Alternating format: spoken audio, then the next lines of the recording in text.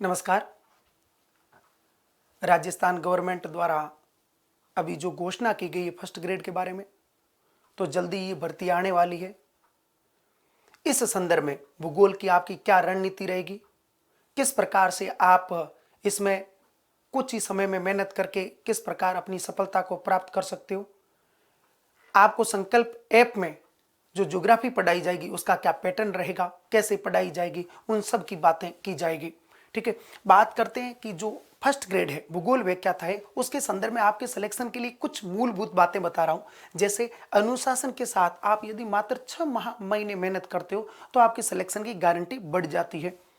संपूर्ण भूगोल का कोर्स ऐप के अंदर व्यवस्थित ढंग से मैं ही करवाऊंगा।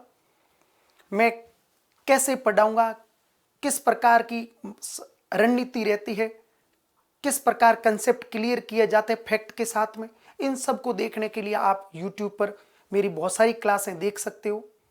बहुत सारी क्लासें, इसके अलावा ऐप के अंदर उसी ढंग से उसी व्यवस्थित रूप से पढ़ाया जाएगा।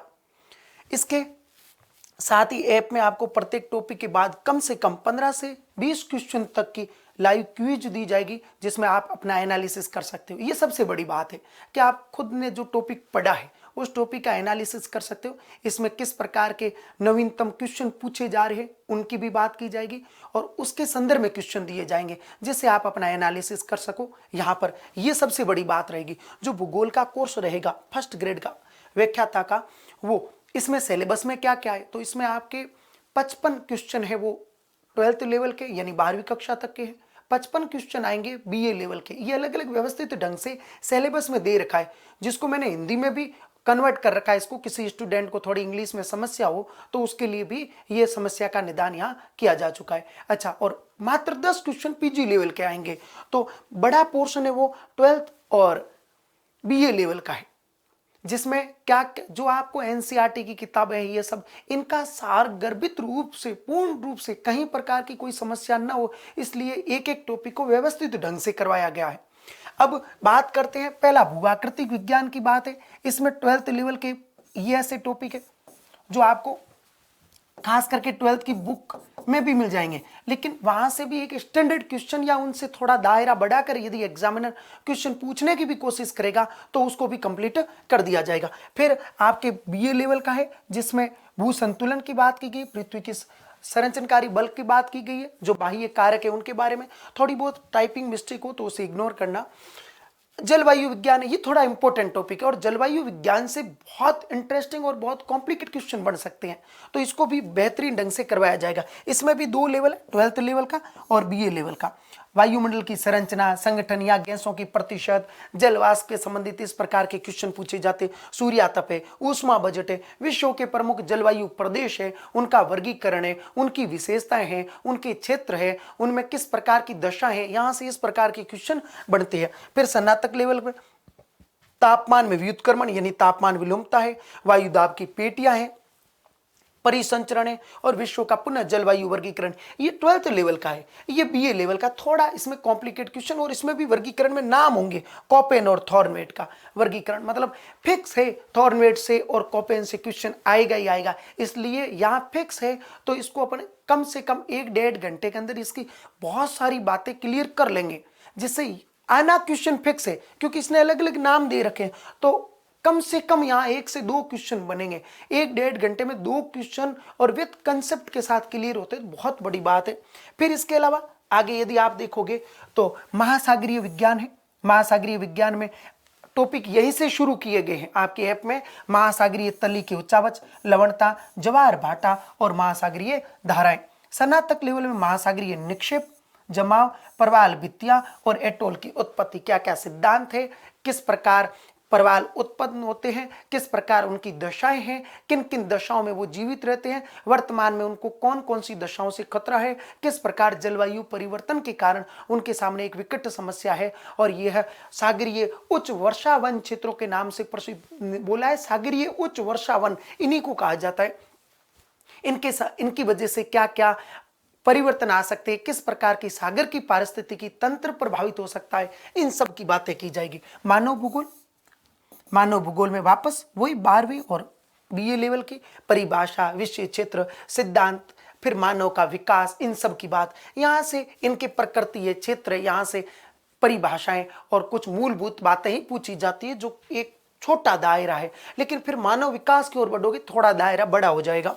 स्नातक में मानव भूगोल के आधुनिक चिंतन, निश्चयवाद है, संभववाद है, नव निश्चयवाद है, इनकी बातें की जाएगी।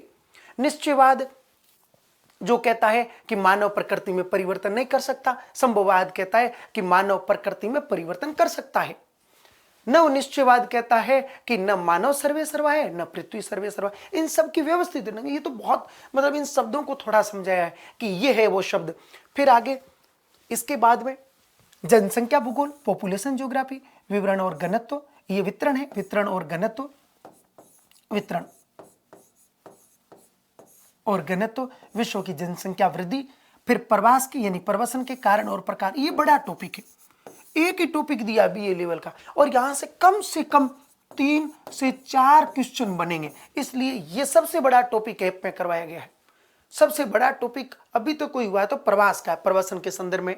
जनसंख्या के सिद्धांत, माल्थस का सिद्धांत, ये जनसंख्या का माल्थस का सबसे प्रसिद्ध सिद्धांत है, जो 1798 के आसपास आया, 1798। अच्छा, जनसंख्या का ये जो सिद्धांत है ना, ये कहता है कि खाद्य आपूर्ति की तुलना में जनसंख्या बहुत तेज गति से बढ़ेगी, जिसके फलस्वरूप पृथ्वी पर महामारियां आएगी, अनेक प्रकार की बीमारियां फैलने की वजह से जनसंख्या कम होगी, जैसा उदाहरण अभी देखने को भी मिल रहा है। कोरोना एक महामारी का रूप धारण कर चुका है। ये माल्थस ने इसकी भविष्यवाणी पहले ही कर दी थी कि पृथ्वी अपने पर जो जनसंख्या उनका संतुलन बनाना जानती है। ठीक है, आर्थिक भूगोल, इकोनॉमिक ज्योग्राफी, इसमें भी 12th और स्नातक लेवल और पीजी लेवल, इसमें थोड़ा पीजी लेवल का पोर्शन बढ़ा दिया गया है। उसमें तो माल्थस का और जनसंख्या के सिद्धांत ही है। इसमें प्राथमिक, द्वितीयक, तृतीयक और चतुर्थ, परिवहन, संचार और व्यापार बड़ा टॉपिक है। स्नातक में भी फिर उनका संसाधन है, संसाधनों का विवरण, उन क्षेत्र है, वितरण है, विश्व के औद्योगिक प्रदेश है, विश्व के औद्योगिक प्रदेश है, यहां से भी क्वेश्चन बनेगा। औद्योगिक प्रदेश भी एक बड़ा टॉपिक है, जिसको वित्त मानचित्र एक साथ समझा जाएगा। औद्योगिक कारखानों, प्लांट की स्थानीकरण सिद्धांत, वेबर का न्यूनतम लागत सिद्धांत है, बहुत प्रसिद्ध सिद्धांत है। भारत के आर्थिक प्रदेश है, इनकी बात की जाएगी आर्थिक भूगोल में। फिर इसके बाद में कृषि भूगोल है। कृषि भूगोल में विश्व की कृषि जलवायु, वान्तुनेत का सिद्धांत है, हरित क्रांति है, कृषि वानिकी है। हरित क्रांति से क्वेश्चन आता ही आता है और वर्तमान परिप्रेक्ष्य में पूछता है वो, तो इसको जो एक्सप्लेन करने का दायरा है वो भी बहुत बड़ा दायरा है। फिर मैं तो नगरीय भूगोल, इसमें पीजी लेवल का ही, ये बात देखो, नगरीय भूगोल में पीजी लेवल का ही है, क्योंकि इसमें इतना लेवल बढ़ाया हुआ नहीं 12th में और बीए लेवल में। फिर मध्यकाल और आधुनिक काल, नगरों की उत्पत्ति और विकास है, टाउन प्लानिंग के सिद्धांत और सिद्धांत यानी प्रिंसिपल है, इसमें दिए हुए नगरीय भूगोल में। फिर इसके बाद में राजनीतिक भूगोल में पीजी लेवल का ही है, भूगोल का विकास, मैकेंडर का सिद्धांत है, बीजोस का सिद्धांत है। फिर सीमांत, सीमाएं और बफर जोन, यहां से भी क्वेश्चन आएगा। सीमाएं क्या होती है, सीमांत क्या होता है, उनका अंतर क्या है, किस क्या क्या नाम है, उनके संदर्भ में यहां से क्वेश्चन बनेगा। फिर भौगोलिक चिंतन है, ये इंटरेस्टिंग टॉपिक है, जिसमें भौगोलिक चिंतनों की प्रकृति, विषय, क्षेत्र, कुछ विद्वानों के नाम दे रखे पर्टिकुलर, जर्मनी के, फ्रांस के और अमेरिका के, उन भौगोलिक चिंतनों की बात की जाएगी। इसके अलावा मानचित्र कला, ये बहुत छोटा टॉपिक है, कम से कम 5 से 7 क्वेश्चन आएंगे और बहुत छोटा स्केल है, प्रक्षेप है, तकनीकी, माध्यिका, बहुलक, मानक विचलन और सहसंबंध।